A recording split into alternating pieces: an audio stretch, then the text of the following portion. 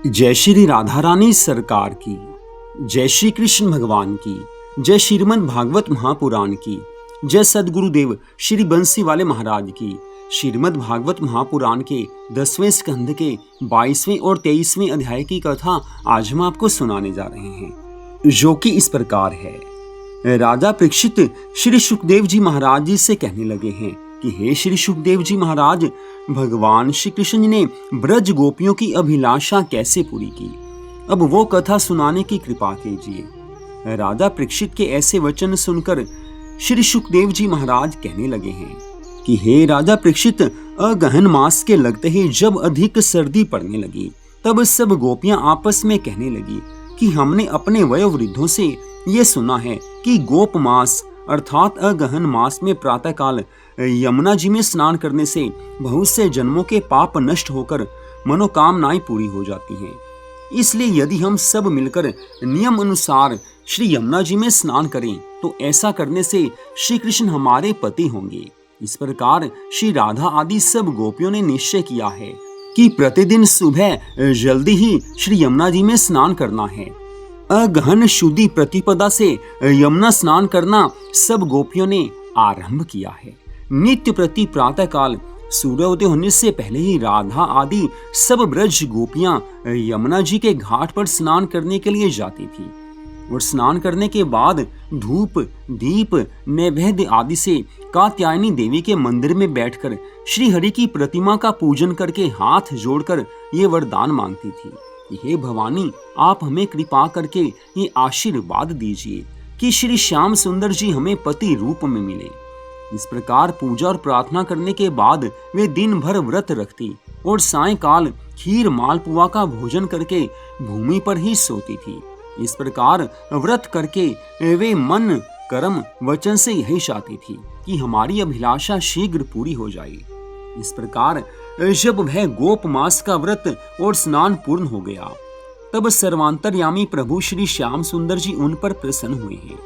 तत्पश्चात एक दिन जब गोपियां श्री यमुना जी में स्नान कर रही थी, उस समय भगवान श्री नंद नंदन अपने सब सखाओं को साथ ले उस वन में आए और वहां उन्होंने देखा कि सब ब्रज गोपियां अपने अपने वस्त्र आभूषणों को यमुना के तट पर रखकर नग्न हो श्री यमुना जी के बीच में स्नान कर रही हैं। तत्पश्चात वे सब अपनी आंखें बंद करके सूर्य देव को अर्घ्य दे रही थी।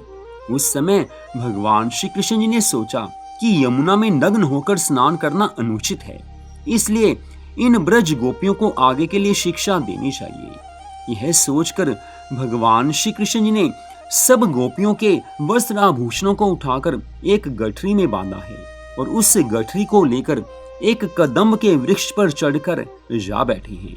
तत्पश्चात उस गठरी को खोलकर वस्त्रों को वृक्षों पर लटका दिया।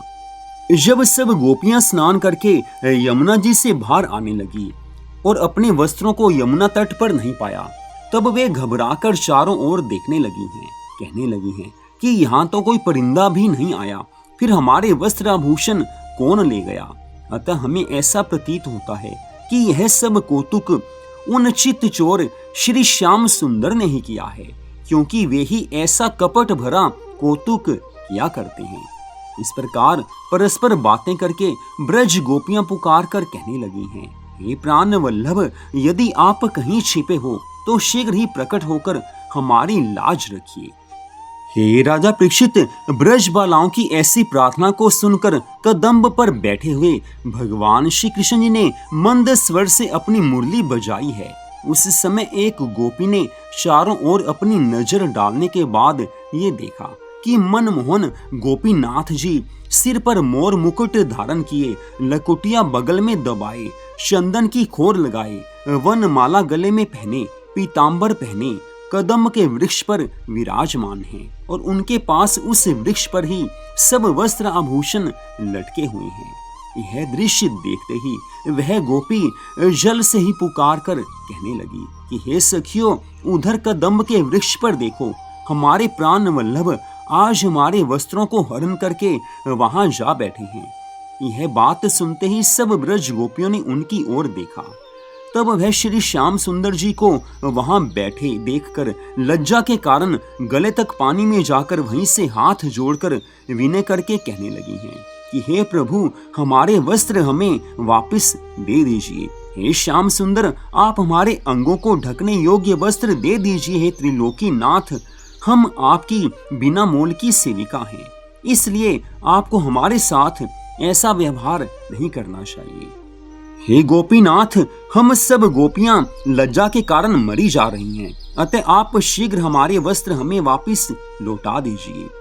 ब्रज बालाओं के मुख से ऐसे वचन सुनकर भगवान श्री कृष्ण जी ने कहा है कि हे प्यारी सखियों, तुम सब अपने अपने वस्त्र आभूषण को यमुना तट पर रखकर स्नान करने के लिए चली गई थी, इसलिए मैं तुम्हारे वस्त्र आभूषणों की चौकसी कर रहा हूँ।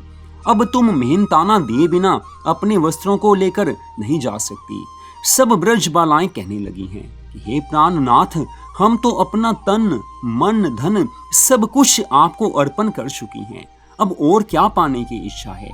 इस बात पर ठाकुर जी कहने लगे हैं कि अच्छा, तो ऐसे करो, एक एक करके अपने हाथ जोड़कर जल से बाहर निकलकर मेरे पास आओ, तब मैं तुम्हें वस्त्र दूंगा। श्री नंद नंदन की ऐसी बात सुनकर सभी ब्रज गोपियों में शिरोमणि श्री राधा रानी सरकार कहने लगी हैं कि हे प्राण वल्लभ, हम गोपियां इस नग्न अवस्था में आपके सम्मुख कैसे आ सकती हैं? आपको ये पाठ किसने पढ़ाया है जो आप ऐसी बात कर रही हो? इस प्रकार हंसी करना उचित नहीं है। हे प्राणाधार, आप अपने इस प्रण को त्याग कर हमारे वस्त्र हमें लौटा दीजिए, क्योंकि स्त्री को नग्न अवस्था में देखने से पुरुष को पाप लगता है, अतः आप ऐसी बात नहीं करना छोड़ दीजिए। इस प्रकार विनती करने पर भी जब भगवान श्री कृष्ण चंद्र जी ने वस्त्र नहीं लौटाए, तब कुछ गोपियां निराश होकर कहने लगी कि हे कन्हैया, तुम्हारे बाबा कोई नंद के राजा नहीं है जो उनकी तूती बोल रही हो। तुम तो हमारे वस्त्रों का हरण करके हमारे गुप्त अंगों को देखना चाह रहे हो। हमें तुम्हारी ये बात पसंद नहीं है। यदि हम अभी अपने पिता और भाइयों को ये जाकर कह दें, तो वे तुम्हें नंद बाबा और यशोदा जी के पास ले जाकर पिटवा देंगे। गोपियों के ऐसे कटु वचनों को सुनकर भगवान श्री श्याम सुंदर जी कहने लगे हैं, हे गोपियों, अब तो पिता और भाइयों को लेकर आओगी, तभी तुम्हारे वस्त्र वापिस करूंगा। श्री श्याम सुंदर भगवान के ऐसे वचन सुनकर ब्रज बालाएं कहने लगी हैं कि हे प्राणनाथ, हमारी लाज रखने वाला तुम्हारे अलावा और कौन है जिसे हम बुलाकर लाएं? हम सब ने ये स्नान और व्रत आपके श्री चरणों की सेविका बनने के लिए तो किया है, इसलिए अब तुम हम सेविकाओं पर कृपा करके हमारे वस्त्र हमें वापस कर दो। हे श्री कृष्ण चंद्र जी, आपने हम सब पर ना मालूम ऐसी कौन सी मोहिनी डाल दी है कि हमें आपके दर्शनों के अतिरिक्त और कुछ सुहाता ही नहीं है। आप हमें अपनी दासी जानकर हमारे अज्ञान को क्षमा कर दो। गोपियों के ऐसे वचन सुनकर दीन बंधु श्री श्याम सुंदर भगवान कहने लगे हैं कि हे ब्रजबालाओ, अगर तुम सच्चे मन से मुझे प्राप्त करने के हेतु यमुना स्नान व्रत और पूजन करती हो, तो तुम अपने और पराये के भेद को यमुना जल में डुबोकर और मुझे अपना जानकर मेरे पास निसंकोच आकर अपने वस्त्रों को ले जाओ। तुम्हारे व्रत का यही फल देने को देवी ने मुझे आज्ञा दी है। यह सुनकर गोपियों ने आपस में विचार किया है कि जो हमने देवी माँ से मांगा था वही उसने हमें दिया है, और हम तो इन्हें अपना पति बनाना चाहती हैं, फिर इनसे लज्जा करने की क्या आवश्यकता है। इस प्रकार निश्चय करके सब गोपियां यमुना जी से बाहर आई हैं और मस्तक नीचा करके श्री श्याम सुंदर भगवान के समक्ष खड़ी हुई हैं। यह देखकर भगवान कहने लगे हैं कि हे गोपियों, अभी तक तुम्हारे हृदय में कपट था। जो जीव कपटी होता है वह मुझे कभी नहीं पा सकता। ठाकुर जी के इन वचनों को सुनकर सब गोपियां कहने लगी हैं कि हे चित्त चोर, हे श्याम सुंदर, तुम हम भोली भाली गोपियों से चतुराई क्यों करते हो?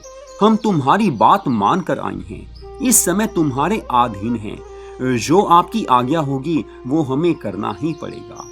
उस समय ठाकुर जी उनकी निश्चल प्रीति को देखकर प्रसन्न हुए हैं। वृक्ष के नीचे उतरकर सबको वस्त्र वापस लौटा दिए हैं। हे राजा परीक्षित, वस्त्र आभूषण पहनने के पश्चात जब गोपियां भगवान श्री कृष्ण जी के प्रेम में ऐसी मग्न हो गई कि उनका घर लौटने को मन नहीं चाहता था, उस समय कन्हैया ने सबको संबोधित करते हुए कहा है कि हे गोपियों, सच बात तो ये है, जल में वरुण देवता का निवास रहता है, अतः नग्न होकर स्नान करने से सभी धर्म फल नष्ट हो जाते हैं, सभी पुण्य नष्ट हो जाते हैं। आगे से इस बात का ध्यान रखना। तुम्हें यमुना स्नान और व्रत का संपूर्ण फल प्राप्त हो गया। अब मैं आश्विन मास के शुक्ल पक्ष की पूर्णिमा तिथि को तुम्हारे सब संग रास करूंगा। तब तुम्हारे साथ नृत्य गान रूपी क्रीड़ा करके तुम सबकी मनोकामनाओं को पूर्ण करूंगा। भगवान जी के मुख से ऐसे वचन सुनकर सब ब्रज गोपियां प्रसन्न होती हुई अपने अपने घरों को लौट आई हैं और आश्विन शुक्ल पूर्णिमा तिथि की शरद रात्रि की प्रतीक्षा करने लगी हैं। तत्पश्चात आगे की कथा का वर्णन करते हुए श्री सुखदेव जी महाराज कहने लगे हैं, हे राजा परीक्षित, एक दिन श्याम बलराम वन में गौओं को चराते हुए ग्वाल बालों संग खेल रहे थे। उसी समय कुछ ग्वाल बालों ने कन्हैया से कहा है कि हे श्याम सुंदर, हम आज घर से कलेवा करके नहीं आए तथा कोई गोपी हमारे लिए छाछ भी नहीं लाई है। दोपहर आ गई है और हमें भूख बड़े जोर से सता रही है, सो आप हमारे लिए कुछ भोजन का प्रबंध कीजिए। यह सुनकर अंतर्यामी श्री कृष्ण भगवान ने मन में विचार किया है कि मथुरावासी ब्राह्मणों की स्त्रियां मेरे दर्शनों की काफी समय से इच्छा कर रही हैं, आज उनकी इस इच्छा को पूरा करना ही चाहिए। यह सोचकर श्री कृष्ण जी ने सब ग्वाल बालों से कहा है कि हे भाइयों, भांडीर वन में जहाँ धुआं उठ रहा है वहां मथुरिया ब्राह्मण राजा कंस के भय से छिपकर यज्ञ और हवन कर रहे हैं। सो तुम चार सखा वहां जाकर दंडवत करके उनसे मेरा नाम लेना तथा ये कहना कि हमें भूख लग रही है, सो आप कुछ खाने की सामग्री दे दें। यह सुनकर कुछ ग्वाले वहां ब्राह्मणों के पास जाकर दंडवत प्रणाम करने के बाद कहने लगे हैं कि हे महाराज, हमें श्री कृष्ण चंद्र जी ने भोजन लेने के लिए भेजा है, सो आप कृपा करके हमें कुछ खाने के लिए दे दीजिए। ये राजा परीक्षित, यज्ञ की तैयारी में लगे होने के कारण उन ब्राह्मणों ने सखाओं की बात को नहीं सुना। उनमें से दुर्वासा ऋषि के संप्रदाय के एक ब्राह्मण ने कहा कि अरे ग्वालो, हमने यह भोजन यज्ञ देवता के लिए तैयार किया है, अतः जब तक उन्हें भोग नहीं लगाएंगे तब तक तुम्हें खाने के लिए इसमें से कुछ नहीं दे सकते। यज्ञ का अन्न यज्ञ के देवता को अर्पण करने से पहले किसी और को देना अपराध है, सो तुम पूजा के बाद आना, कुछ समय बाद आना। सब ग्वाल बाल निराश होकर श्री श्याम सुंदर के पास लौट कर आए हैं तथा कहने लगे हैं कि हे श्याम सुंदर, हम लोग अपना मान छोड़कर भिक्षा मांगने के लिए गए, फिर भी हमें कुछ नहीं मिला। यह सुनकर कन्हैया हंसते हुए बलराम जी से कहने लगे हैं कि हे भैया, ये ब्राह्मण बड़े तपस्वी और वेदवादी हैं। उन्होंने मेरी परीक्षा ली है कि मैं यज्ञ की रक्षा करता हूँ या उसको भंग करना चाहता हूँ। यद्यपि यज्ञ का देवता मैं हूँ, फिर भी उनके विश्वास के अनुसार वेद और यज्ञ की विधि की रक्षा करनी ही चाहिए। फिर श्याम सुंदर भगवान सब ग्वाल बालों से कहने लगे हैं कि भाइयों, अब ऐसा करो, तुम लोग उनकी स्त्रियों के पास उनके घरों के अंदर जाओ, मुझे उन्हीं के व्रतों का फल आज देना है। तुम उनसे इतना कहना कि श्याम और बलराम गौओं को चराने के लिए वन में आए हुए हैं, इस समय उन्हें भूख लग रही है, सो आपसे भोजन मंगवाया है। वे तुमको बड़े सम्मान सहित भोजन अवश्य देंगी। यह सुनकर ग्वाल बालों ने आज ऋषि पत्नियों के पास जाकर कहा है कि हे माताओं, श्री कन्हैया जी और बलराम जी वन में भूखे बैठे हैं, उन्होंने आपसे भोजन मंगवाया है। आज ग्वाल बालों के ऐसे वचन सुनकर सब ऋषि पत्नियां प्रसन्न होकर कहने लगी हैं कि हमारे धन्य भाग्य हैं जो आज श्री मुरली मनोहर भगवान जी ने हमसे भोजन मंगवाया है, हम अभी उनके लिए भोजन लेकर चलती हैं। इतनी कथा सुनाकर श्री सुखदेव जी महाराज कहने लगे हैं, हे राजा परीक्षित, उन ब्राह्मण स्त्रियों के मन में एक ही इच्छा थी कि किसी प्रकार यदि कन्हैया जी हम पर कृपा करें तो हमें उनके दर्शन प्राप्त हो सकते हैं, लेकिन आज वो शुभ घड़ी आ गई है, ठाकुर जी के दर्शन करने हैं। सबके मन में अत्यंत आनंद उमड़ रहा है। अतः उसी समय सब ब्राह्मण पत्नियां अपने साथ मेवा, मिठाई, लड्डू, पेड़ा, खीर, दूध, दही, माखन आदि सोने चांदी के थालों और कलशों में भरकर कन्हैया जी को भोजन करवाने के लिए लेकर चल पड़ी हैं। अस्तु जब वे घर से बाहर निकल आई तो उन्होंने ग्वाल बालों से पूछा कि हे ग्वाल बालों, श्री श्याम सुंदर कहाँ बैठे हैं? सब ग्वालों ने कहा है, बस यहाँ से कुछ दूरी पर वो बैठे हुए हैं। यह सुनकर सब ब्राह्मण पत्नियां प्रेम मगन होकर आगे चलने लगी हैं। वे सब मथुरा की चौबाई भोजन लिए पर ब्रह्म प्रभु के पास आई हैं। कन्हैया जी कदम के वृक्ष की छाया में एक सखा के कंधे पर हाथ रखे, दूसरे हाथ में कमल का पुष्प लिए खड़े हुए थे। ब्राह्मणियों ने उनके पास जाकर भोजन के थाल उनके सामने रखे हैं। उनकी मोहिनी श्यामल मूर्ति को देख अत्यंत प्रसन्न होकर आपस में कहने लगी हैं कि हे सखी, देखो तो सही, यही वे कन्हैया जी हैं जो ब्रज मंडल में कितने समय से मधुर लीलाएं करते आ रहे हैं और जिनकी लीलाओं को सुनकर, जिनकी प्रशंसा को सुनकर हम लोग सदा उनका ध्यान करते थे। आज हमारे बड़े भाग्य उदय हुए जो हमने इनके दर्शन को पाया है। हे राजा परीक्षित, श्री मुरली मनोहर की दया से उन सब स्त्रियों को दिव्य दृष्टि प्राप्त हो गई। वे हाथ जोड़कर प्रार्थना करने लगी हैं कि हे पर ब्रह्म प्रभु, आपकी कृपा के बिना आपके दर्शन किसी को प्राप्त नहीं होते। जाने हमारे किस जन्म के पुण्य उदय हुए हैं जो हमने आज आपके दर्शन प्राप्त किए हैं। हे प्रभु, हमारे पति वैदिक ब्राह्मण हैं। उन्होंने आपकी विजय के लिए राजा कंस की चोरी से वन में यज्ञ किया है। उन्हें भय था कि यज्ञ का अन्न बिना देव अर्चन किए देने से यज्ञ भंग हो जाएगा और फिर कंस पर आपकी विजय कठिन हो जाएगी। हे वसुदेव नंदन, उन्होंने इस यज्ञ में ये भी संकल्प किया है कि जब श्री राम श्याम कंस को मारकर हमारे यज्ञ में आएंगे तब हम उनकी वेद अर्चना करेंगे। उन्हें भय था कि यदि यज्ञ में पधारने से पूर्व ही हम श्री कृष्ण बलराम को हवि अर्पण कर देंगे तो फिर वे मथुरा नहीं आएंगे और यज्ञ यहीं समाप्त हो जाएगा। हे प्रभु, आप तो सर्वांतर्यामी हैं। वेद की उपासना आपकी ही प्रिय विधि है और जो हमने भक्ति मार्ग पकड़ा है वह भी आपका प्रिय भक्ति मार्ग ही है। दोनों मार्ग आपके द्वारा ही बनाए गए हैं। अब आप हम सब पर कृपा कीजिए, हमारे मथुरावासी ब्राह्मणों के अन्न को स्वीकार कीजिए। ब्राह्मण पत्नियों के इन प्रेम और भक्ति से भरे हुए वचनों को सुनकर आज श्री श्याम सुंदर भगवान पहले तो उनकी कुशल क्षेम पूछने लगे हैं, फिर कहा है कि हे माताओं, मैं नंद गोप का पुत्र हूँ, मुझे दंडवत मत करो क्योंकि इससे मुझे दोष लगेगा। जो लोग ब्राह्मणों तथा उनकी स्त्रियों से प्रणाम या अपनी सेवा करवाते हैं उन्हें नरक में जाना पड़ता है। तत्पश्चात ठाकुर जी ने भोजन प्रसादी पाई है। चारों ओर आनंद का वातावरण बन गया है। ऋषि पत्नियां आनंद में हैं, ठाकुर जी आनंद में हैं, बलराम जी आनंद में हैं, सब गोप ग्वाल आनंद में भरकर आज भोजन प्रसादी पा रहे हैं। तो यहीं पर आज की इस परम सुंदर कथा का विश्राम होता है। अगले भाग में आप उस कथा को सुन पाएंगे जिसमें ठाकुर जी ने गिरिराज गोवर्धन को धारण किया था। जय श्री राधा रानी सरकार की, जय श्री कृष्ण भगवान की, जय श्रीमद् भागवत महापुराण की, जय सदगुरुदेव श्री बंसी वाले महाराज की। जय जय श्री राधे, जय जय श्री राधे, जय जय श्री राधे श्याम।